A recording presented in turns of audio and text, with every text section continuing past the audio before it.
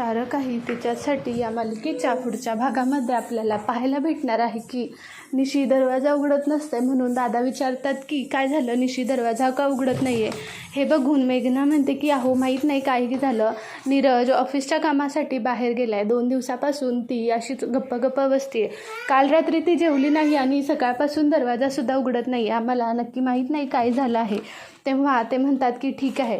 मेघना म्हणते की मी दरवाजा वाजवते, बघते उघडते का. हे सगळं झाल्यानंतर ती निशीला आवाज देते तर निशी काही दरवाजा उघडत नाही. हे बघून दादा अजून घाबरतात आणि निशीला आवाज देतात की निशी. दादांचा आवाज ऐकून निशी जरा सावरते. दादा म्हणतात की निशी बाळा बाहेर आहे, बघ तर कोण आले. हे ऐकून निशी पळत बाहेर येते आणि दादांना मिठी मारते. दादांना मिठी मारल्यानंतर तिची जी अवस्था बघून असते ते दादा चांगलेच घाबरतात. ते विचारतात बाळा काय झालं, भिवू नकोस, मी आलो आहे ना. तेव्हा निशी म्हणते की दादा मला इथे राहायचं नाही आहे, प्लीज मला इथून घेऊन चला, मला इथे त्रास होतो आहे, चला ना आपण आत्ताच्या आत्ता जाऊया. दादा हे ऐकून चांगलेच घाबरलेले असतात. तेव्हा निशी म्हणते की दादा प्लीज चला ना इथून, मला इथे त्रास होतो आहे, मला इथे नाही राहायचं. तेव्हा दादा म्हणतात की हे सगळं अशी का म्हणते आहे. तेव्हा ते म्हणतात की माहीत नाही काय झालं आहे तिला. हे बघून निशी आत्ताच्या आत्ता जाऊया. तिची अवस्था बघून दादासुद्धा काही न बोलता तिथून म्हणतात की ठीक आहे चल आपण जाऊया. म्हणून ते तिथून जायला निघतात. जायला निघाल्यानंतर ते तिला घेऊन जातात. इकडे मेघनाला तिचा नवरा विचारत असतो की काय झालं, ती अशी का विचारते. हे बघून ते म्हणतात की मला काय माहिती, तुम्ही या सगळ्याचं ब्लेम मला करताय का, मी तिला कशाला काही त्रास देईन. ती तिचे गेले ना ते सगळे गाडीत बसतात. गाडीत बसल्यानंतर निशीला राहून राहून तेच आठवत असतं.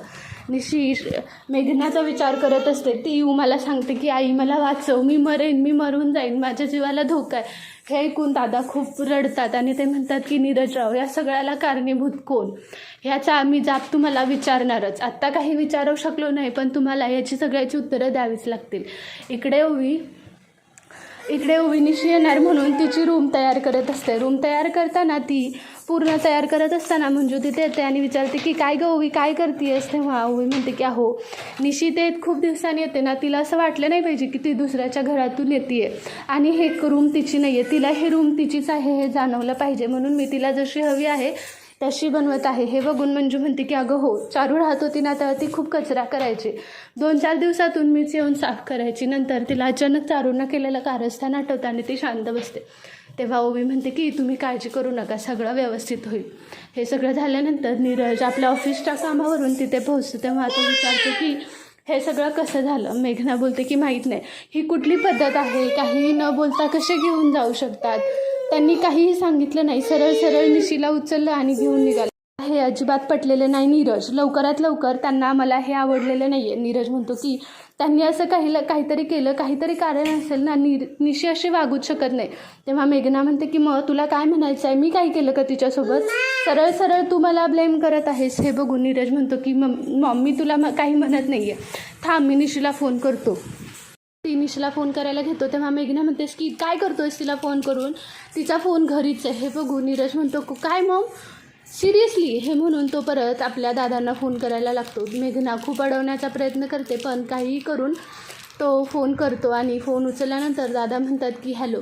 तेव्हा नीरज त्यांना खूप रिक्वेस्ट करतो की मला निशीशी बोलायचे आहे पण दादा टाळाटाळ करून म्हणतात की नाही, आत्ता निशी कुठल्याही बोलण्याच्या परिस्थितीत नाही आहे, तुम्ही नंतर फोन करा. असं म्हणून दादा फोन ठेवून देतात. मेघना चांगलीच घाबरलेली असते. इकडे निशी गाडीतून उतरताना सगळे तिची अवस्था बघून हादरतात. घरात आल्यानंतर निशीला अशा का परिस्थिती म्हणून तिच्याकडे बघतात. तेव्हा दादा तिला काहीही विचारू नका असं म्हणून तिला आपल्या रूममध्ये पाठवतात. रूममध्ये गेल्यानंतर कांता त्यांना विचारतो की काय झालं निशीला, निशी अशी काय आहे. हे बघून दादा म्हणतात की आम्ही जेव्हा गेलो तिथे भयानक प्रकार घडला, आम्ही गेलो तेव्हा निशी वाईट परिस्थितीत होते, ती आली की आम्हाला इथून घेऊन चला असं सांगत होते, आम्ही जास्त काही न विचारता तिला इकडं आणलं, यामागे नक्कीच काहीतरी कारण आहे असे दादा घरात सांगत असतात. आणि इथे सारं काही तिच्यासाठीचा भाग संपतो.